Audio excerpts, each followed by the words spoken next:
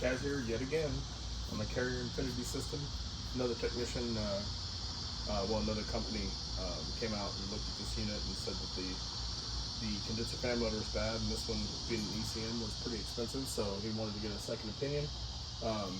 Guess he left the screws out, so I'm pulling this up and we're going to check it out. One of the things we can check.